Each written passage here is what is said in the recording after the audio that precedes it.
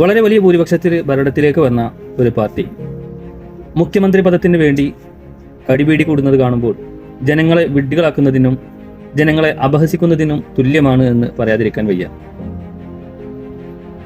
പാർട്ടിയുടെ നിലപാടാണ് മുഖ്യമെന്ന് പറയുന്ന കെ സി വേണുഗോപാൽ എന്ത് അടിസ്ഥാനത്തിലാണ് ഈ ജാതി പ്രഖ്യാപനങ്ങൾ നടത്തുന്നത് എന്ന് ഒരിക്കലെങ്കിലും ഓർത്തിട്ടുണ്ടോ, ചിന്തിച്ചിട്ടുണ്ടോ എന്നറിയില്ല.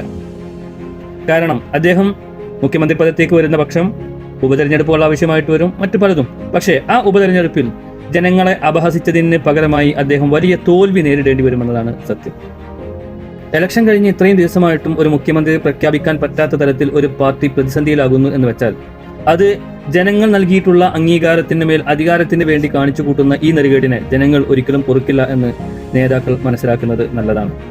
പാർട്ടിയാണ് മുഖ്യമെന്നും പ്രധാനമെന്നും വിളംബരം ചെയ്യുന്ന നേതാക്കൾ ദേശീയ നേതൃത്വത്തിന്റെ അംഗീകാരത്തോടുകൂടി ഇത്തരം ചർച്ചകളിലേക്ക് ഒരു പാർട്ടിയെയും അണികളെയും പ്രതിസന്ധിയിലാക്കുന്ന രീതിയിൽ കൊണ്ടുപോകുന്നത് ഒരിക്കലും ഉചിതമല്ല എന്ന് നേതാക്കൾ മനസ്സിലാക്കണം.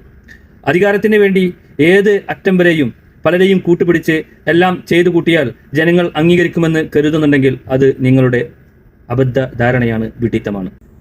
മിസ്റ്റർ കെ സി, നിങ്ങൾ പറയുന്നതിൽ തരിമ്പ് സത്യമുണ്ടെങ്കിൽ നിങ്ങൾ ഇപ്പോൾ നടത്തുന്ന ഈ മത്സരയോട്ടത്തിൽ നിന്ന് പിന്മാറുന്നതായിരുന്നു ഏറ്റവും നല്ലത്. പക്ഷേ നിങ്ങൾ അധികാരത്തോട് അമിതമായി അടിമപ്പെട്ടിരിക്കുന്നു എന്ന് ജനങ്ങൾ തിരിച്ചറിയുന്ന കാലം വിദൂരമല്ല.